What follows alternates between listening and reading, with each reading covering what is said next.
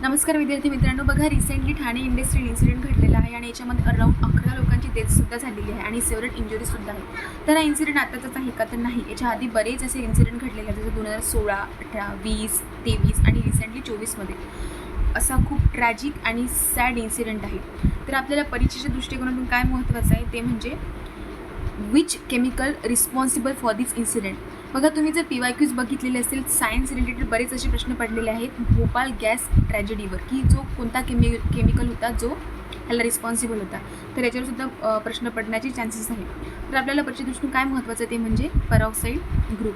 तर पराऑक्साईड ग्रुपचा फॉर्म्युला आहे ROOR. R it can be anything. हा जो आहे तो ऑक्सिजनचे जे 2 ग्रुप्स असतात त्याला अटॅच असतो आणि हा जो बॉन्ड असतो हा खूप वीक असतो. बघा, आर म्हणजे आता जसं मी इथे 2 एक्झाम्पल घेतलेले आहे. हे आहे बेन्झॉईल पराऑक्साईड आणि हा आहे हायड्रोजन पराऑक्साईड. जे 2 ॲटम्स असतात त्याला बाइंड असतात.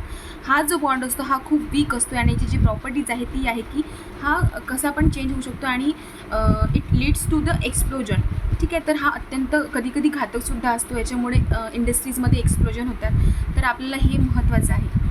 ठीक आहे, तर ह्याच्यासाठी बरेच असे रूल्स आणि रेग्युलेशन महत्त्वाचे असतात जे आपण फॉलो करत नाही. त्याच्यासाठी काय हे पेनल्टीज आहे.